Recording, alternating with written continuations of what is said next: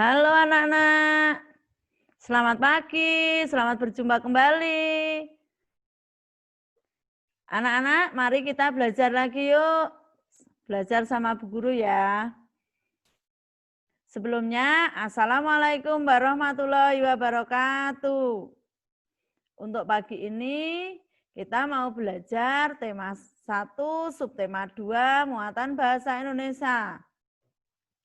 Sebelum belajar, mari jangan lupa kita mengucapkan syukur kepada Allah Subhanahu wa Ta'ala karena kita telah diberi kesehatan, diberi rahmat, serta hidayahnya, sehingga pagi ini kita masih bisa belajar. Anak-anak, pagi ini kita akan belajar tentang menemukan ide pokok dalam bacaan. Pada subtema 1, kita sudah belajar menemukan ide pokok dalam paragraf. Mari kita ulang kembali sebentar. Untuk pelajaran yang minggu kemarin, apa itu ide pokok, paragraf? Nah, ide pokok itu disebut juga pokok pikiran atau gagasan pokok. Gagasan utama. Gagasan utama adalah gagasan yang mendasar, yang menjadi dasar dalam sebuah paragraf. Ide pokok itu merupakan bagian dari kalimat utama yang menjadi kalimat inti dari kalimat bacaan.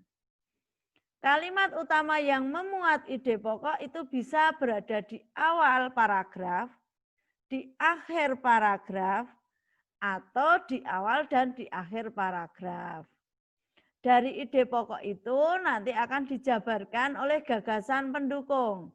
Apa itu gagasan pendukung? Gagasan pendukung adalah uraian informasi untuk gagasan pokok. Jadi dari kalimat utama nanti akan dikembangkan dengan kalimat pengembang atau kalimat pendukung. Kalimat utama yang berada di awal paragraf, itu paragrafnya disebut paragraf deduktif.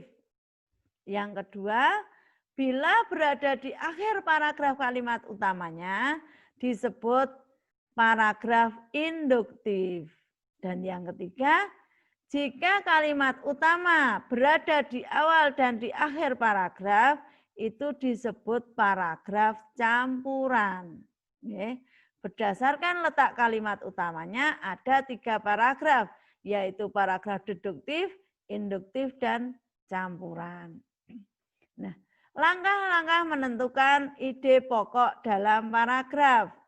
1, anak-anak membaca paragraf dengan cermat. Jadi kalau membaca, tidak membaca dengan cepat, tapi dengan cermat. Bacalah paragraf dengan cermat. Yang kedua, cermatilah kalimat pertama hingga terakhir. Jadi membacanya dimulai dari kalimat yang pertama sampai terakhir pada sebuah paragraf itu dibaca dengan cermat dan teliti.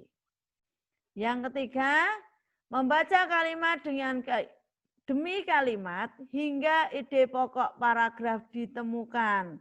Jadi membacanya dengan cermat, dari kalimat ke kalimat yang lain, itu sampai kita menemukan ide pokok dalam paragraf tersebut. Yang keempat, gagasan pokok atau ide pokok sebagai inti paragraf itu bisa terletak di awal atau di akhir paragraf. Itu langkah-langkah menentukan ide pokok paragraf yang minggu kemarin sudah kita pelajari. Tugas untuk anak-anak membaca buku tema 1, subtema 2, pembelajaran 1, halaman 56 sampai 59. Setelah selesai membaca, nanti anak-anak mengerjakan tabel halaman 60, yaitu menentukan ide pokok dalam setiap paragraf.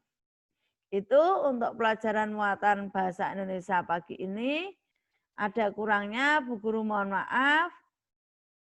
Bu Guru akhiri, wassalamualaikum warahmatullahi wabarakatuh.